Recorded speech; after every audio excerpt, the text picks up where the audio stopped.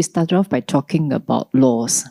So I think laws and legislative amendments, they are a necessary but insufficient condition.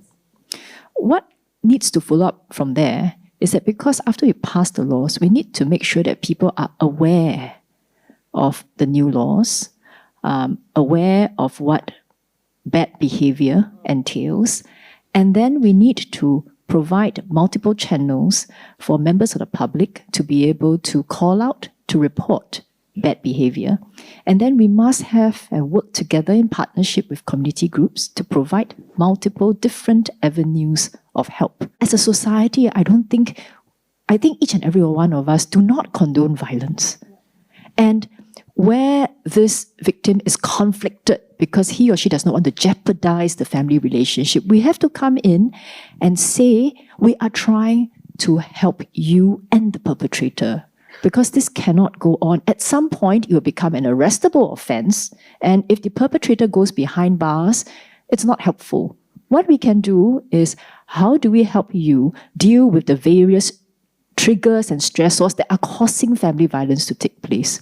How do we support you, who is the victim or survivor, and how do we support the perpetrator? I think fundamentally that is our end game. That's where laws come in. Not just to penalize, but also to rehabilitate.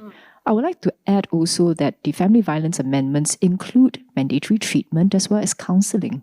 So we're not looking just to up penalties, we're also looking at how to help families come back. I think it's important, even as we provide all this important support, that victims don't feel like victims. Correct. Exactly. It needs to be an empowering conversation, and we need to tell them that notwithstanding this, we're here to empower you to move beyond these circumstances. Exactly. You're not defined by it. One of the things that's very heartening for me, as I sometimes work with some of my young students, is that I'm starting to see where, as a matter of sort of peer culture and peer pressure, people are more prepared to speak out against bad behavior.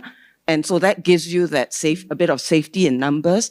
But the bottom line is when to intervene is not, and whether to intervene. It is for all of us as a society to come together and to start realizing we need to call out bad behavior together so that you're not alone in that. I do think, right, that legislation in the right way, with the right levers, right, does actually help.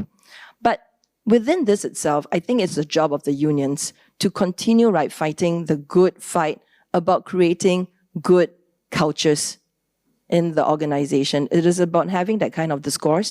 It is about empowering, enabling women to make the decisions that feel right for them, at any point of time. And whether it's at the workplace, whether it's at home, and what kind of frameworks, what kind of ecosystems of support that we have to level the playing field between men and women.